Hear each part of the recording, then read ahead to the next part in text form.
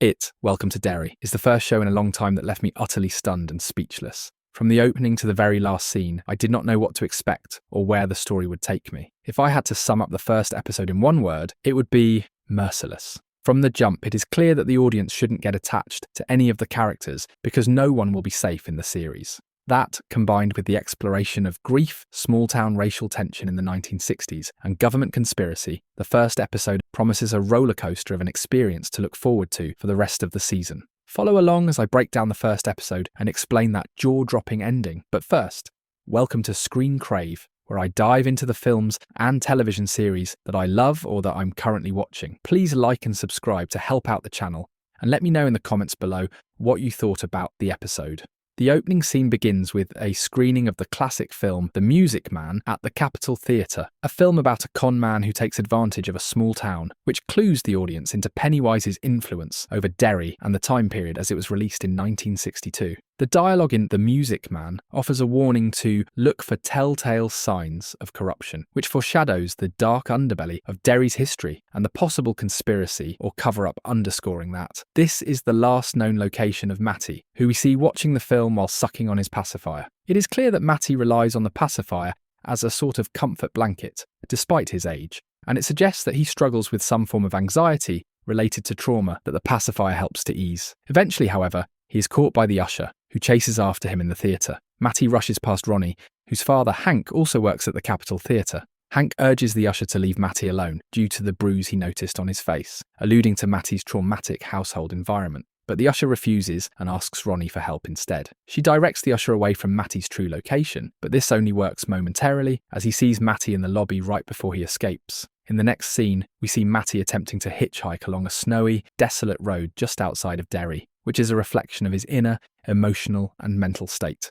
Lonely, an outcast and desperate to escape. When all hope is seemingly lost, a family offers a helping hand by giving him a ride. They ask where he would like to go, and he responds by saying to take him anywhere but Derry. The sequence of events from here on out become increasingly unsettling as the family's behaviour becomes more and more bizarre. This culminates in them driving back to Derry, the mother giving birth to a baby bat hybrid, and the young son of the family repeatedly spelling the word trouble, which references the song from the film Matty was watching earlier, and will become the song the kids hear through the pipes later in the episode. Matty desperately uses the pacifier to comfort him, but it is futile as the baby bat hybrid claims his life and is shown to be the cause of his disappearance. The director of the episode said this sequence was important to remind the audience that Pennywise isn't just a single entity that shows up in the form of a clown, which we have all become accustomed to, but rather is a complex entity that can create elaborate illusions to deceive its victims. Given that Pennywise returns every 27 years to feed off of victims through these fear-inducing illusions, it suggests that Matty is probably the first victim in this new phase, with more casualties ahead. If you thought the opening sequence was horrific, just wait until we get to the ending sequence, because everything comes full circle by the conclusion of the episode. Flash forward 4 months. It is springtime in Derry, and we meet the rest of the characters. First up, Lily, who is relentlessly bullied over her father's death in a pickle factory accident and for her subsequent stay at the mental institution, and her friend Marge, who tries to keep her on the straight and narrow, given that summer is only 2 months away. They encounter Bert, the turtle mascot, whose signs say duck and cover, which plays a role at the end of the episode. Next are Teddy and Phil, who we meet as they hang out, read comics, and discuss alien conspiracy theories. It is important to note that Phil believes aliens have already touched down on Earth and are being hidden by the military, which seems to hint at the military's involvement with Pennywise, so the kid isn't too far off from what could be going on. All of the kids are in the midst of processing Matty's disappearance when strange occurrences begin wreaking havoc in their lives. Lily reminisces on her last memory with Matty as she plays with the turtle charm on her bracelet. This takes her back to when the two of them opened mystery boxes and swapped prizes, because she had always got the rocket ship, and Matty wanted her to have the turtle, which Lily claims turtles are lucky. She opens up about her guilt over her father's death because he went back inside to the pickle factory to retrieve a toy she lost, and he ended up helping to fix a broken machine that malfunctioned, causing his death.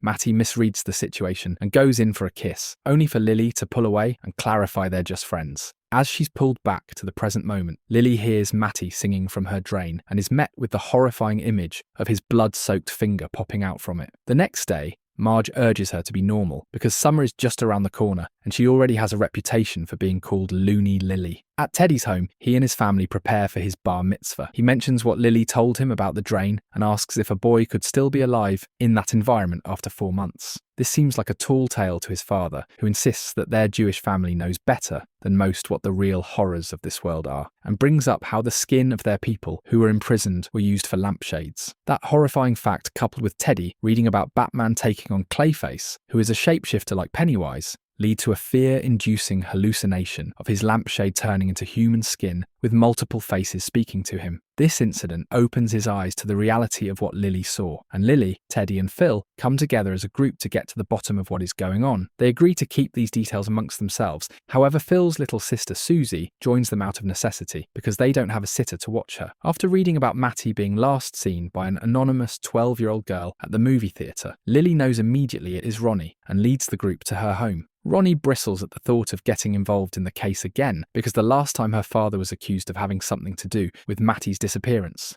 which clues the audience into the racial dynamics of the time and how their family was used as a scapegoat. All hope is seemingly lost until Phil mentions Lily hearing a song down the drain, which Ronnie admits she's been hearing voices as well, but from the basement of the cinema, with no other clues to go off of other than Matty's last known location at the Capitol Theatre. The song Lily heard from The Music Man, and Ronnie claiming to hear voices from the basement of the theatre, they agree to watch the film to see if there is any new information that could lead them to Matty. They express their guilt over their last few moments with Matty, for instance, Lily rejecting him when he needed someone, and Teddy for skipping out on his birthday. The movie begins and the same song from the beginning of the episode plays, and a familiar yet unsettling sight pops up on screen. It is Matty holding a bundled-up baby. They get his attention by telling him to follow the sound of their voices. But as he steps closer to the front of the screen, his demeanour becomes spiteful, and he blames them for not being there when he needed them the most, which confirms their shame and fear around his disappearance. His face contorts into Pennywise's signature creepy smile, and the baby in the blanket is revealed to be the baby bat hybrid from the beginning of the episode. The baby bat hybrid plucks the kids off one by one, but Lily ultimately survives by heeding the warning from Bert the turtle mascot by ducking and covering for her life.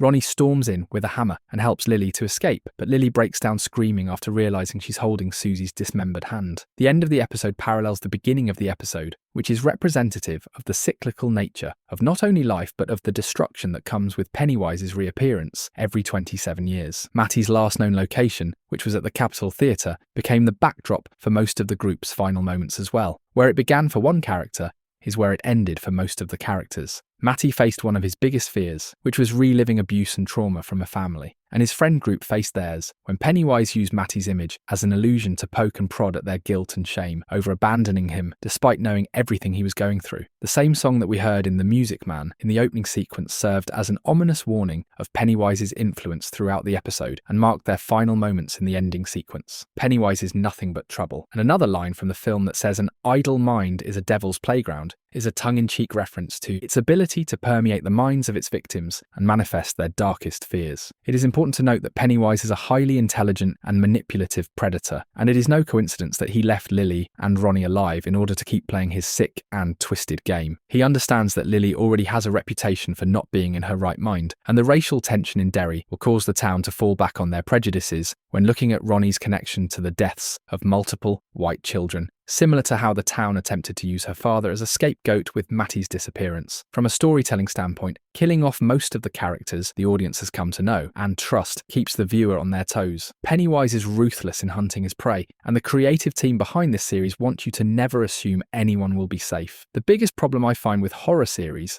especially if it is an ongoing series rather than a limited series, is that it is almost safe to assume the main cast will survive for the sake of the story. This is one of the few horror series in recent memory that subverts that safety right at the beginning of the season. It seems as though not all hope is lost because the turtle's symbolism throughout the episode might be a subtle clue that Pennywise's counterpart is just as influential to the characters' journeys. To sum up its origins, it is from a dimension called the Macroverse. At the beginning of time, there was only it and its counterpart, Maturin. Maturin takes the form of a turtle and is the antithesis to it, representing creation, goodness, and light, whereas it represents the forces of evil, destruction, and fear. These two entities represent the cyclical nature of life and death, creation and destruction, good and evil. They create balance in our universe, which is why it appears every 27 years to wreak havoc and destroy, followed by a period of peace and rebuilding as it hibernates. This is why throughout the first episode, just as there were clues and foreshadowing of Pennywise's presence with the Music Man and the trouble song we hear throughout the episode, there are also clues and foreshadowing of Maturin's presence with the duck and cover slogan from the Bert the Turtle mascot and Lily's turtle charm bracelet. Another story that happens concurrently to Lily's journey involves Major Leroy Hanlon and his perspective of his journey within the military, which seems to have ties to the dark underbelly of Derry's history and connection to Pennywise. Major Hanlon is also connected to the 2017 and 2019 films, as he is the grandfather of Mike Hanlon. I believe Major Hanlon's storyline will serve as an entry point into the Cold War dynamics within the military, the cover-up conspiracy facilitated by the military due to their involvement and research into things such as it, and also to highlight the racial tension of the time, as characters like Masters are shown to lack respect for him due to the colour of his skin.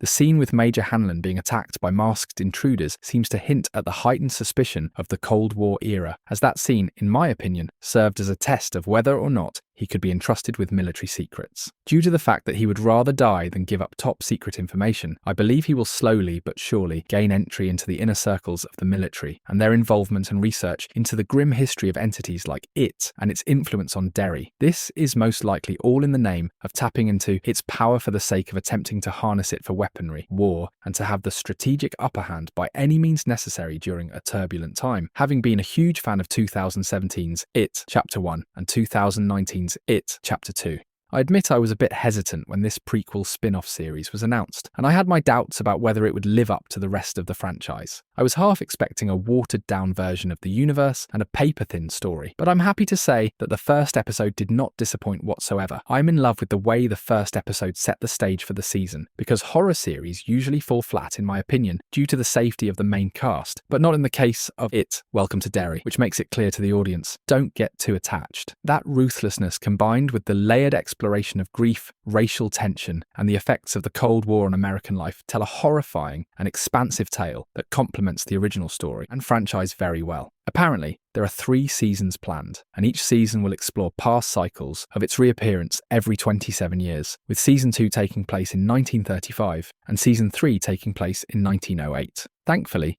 the original director's involvement, style and influence are all over this project, which bodes well for the future of the series and promises a strong connection to the universe he previously built out in the original films from the late 2010s. That's the end of this video, but let me know what you think about the episode in the comments section below. Don't forget to subscribe, and I'll see you next time.